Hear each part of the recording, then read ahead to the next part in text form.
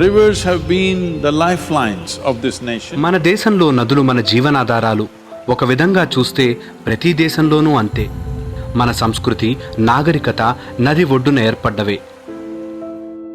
భారతదేశంలోని అన్ని నదులు ప్రమాదకరమైన స్థాయిలో క్షీణిస్తున్నాయి. మరొక 15 నుండి 20 సంవత్సరాల్లో మన నదులు కొన్ని ఋతువుల్లో మాత్రమే ప్రవహిస్తాయి. అవి జీవనదులుగా ఉండవు.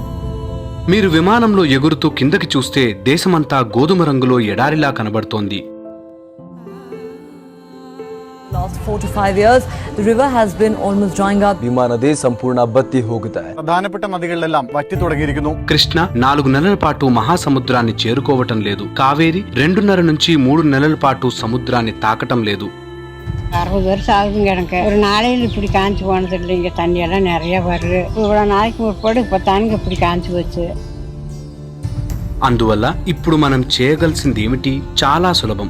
మీరు చేయవలసిందల్లా పెద్ద పెద్ద నదులు ఇరుపక్కల ఒక్కో కిలోమీటర్ వరకు చెట్లే ఉండాలి. అది ప్రభుత్వ భూమి అయితే అడవులు, పొలాలు అయితే మామూలు పంటల నుంచి పళ్ళ చెట్లు. అది అలా జరగాలి అంటే మనం వాళ్ళకి సబ్సిడీ ఇవ్వాలి. రైతులు ఖరీఫ్, రబీ పంటలకు బదులు పళ్ల తోటలు లేదా ఔషధ వృక్షాలను నాటవచ్చు. దీనివల్ల మనం రైతుల ఆదాయాన్ని 4 నుండి 6 సంవత్సరాల్లో 3 నుంచి 8 రెట్లు పెంచవచ్చు. సెప్టెంబర్ నెలలో మేము నదులను కాపాడడానికి యాత్ర చేస్తున్నాము. నేను స్వయంగా 16 రాష్ట్రాల్లో డ్రైవ్ చేసుకుంటూ దేశంలో నదులు ఎండిపోతున్నాయి అనే విషయంలో ప్రజలకు అవగాహన ఏర్పడేలా సభలు, సమావేశాలు నిర్వహిస్తున్నాను.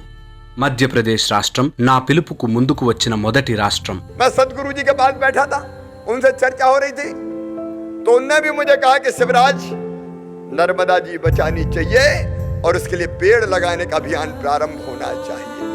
ఎన్నో వేల సంవత్సరాలు ఈ నదులు మనల్ని అక్కున చేర్చుకుని పోషించాయి.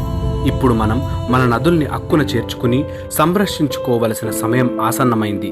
మన దేశ గొప్పతనం అంతా ఇక్కడి గొప్ప నదులపై ఆధారపడి ఉంది. మన జనాభా 130 కోట్లు. 130 కోట్ల మందికి నీరు లేకపోతే అంతర్యుద్ధం వస్తుంది. ప్రజలేమైపోతారు? తాగడానికి నీళ్లు లేనప్పుడు మీరింక మానవత్వం గురించి మర్చిపోవచ్చు. నదులు ప్రవహించడం ఆగిపోతే దేశంలో చాలా భాగం మరుభూమి అయిపోతుంది.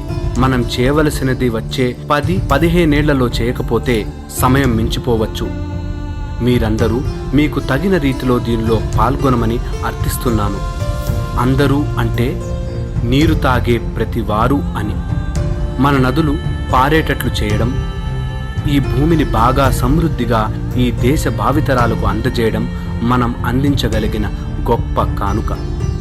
ఇది ఒక నిరసన కాదు, ఇది ఒక ఆందోళనము కాదు. ఇది మన నదులు ఎండిపోతున్నాయని ప్రజలకు అవగాహన కలిగించే ఉద్యమం. మీరు నీరు తాగే జీవమైతే ఈ ఉద్యమంలో చేతులు కలపాలి.